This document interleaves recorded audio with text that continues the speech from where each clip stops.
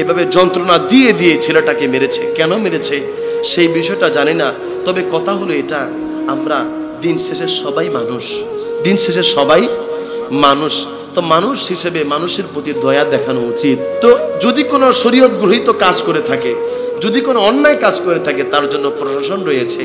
তোমরা নিজ হাতে, ও ছেলেরা তোমরা নিজ হাতে আইন তুলে নিয়েছো।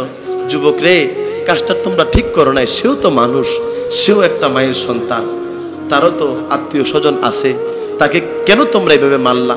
আল্লাহ এই দেশটাকে আল্লাহ তুমি রক্ষা করো। আমাদের এই ছেলেরা যারা বুঝে না, আল্লাহ তাদেরকে বুঝ দান করো, আমিন বলেন। আমাদের এই স্বাধীন সোনার বাংলাদেশের ছেলেরা, তারা এই দেশের কর্ণধার হবে, এই দেশ তারা পরিচালনা করবে, এই দেশকে তারা তাদের মতো করে গড়বে, এটাই আমরা চাই। কিন্তু এই দেশ গড়ার নামে যদি কোনো রকমের এমন কাজ করে যে কাজ মানুষের হৃদয়ের মধ্যে কষ্ট লাগে, তাহলে আমরা এমন কাজ তোমরা করবা সেটা আমরা মেনে নিব না। এই জন্য যারা শিক্ষার্থী রয়েছ, আমরা তোমাদের উজ্জ্বল ভবিষ্যৎ কামনা করি।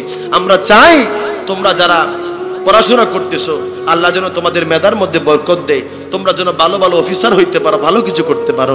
ভাইরে, কিন্তু কোনো মায়ের বুক তোমরা খালি কইরো না। যারা একজন মানুষ হয়ে আরেকজন মানুষের উপর আক্রমণ করে না, আপনাদেরকে বলবো, আপনারা একজন মানুষ হয়ে আরেকজন মানুষের উপর আক্রমণ করবেন না। এগুলা এজিদের কাজ, এটা এজিদরা করেছে, এজিদের পেতাত্তারা করেছে। কথা কোন ঠিক কিনা? এই সমস্ত কাজ করা যাবে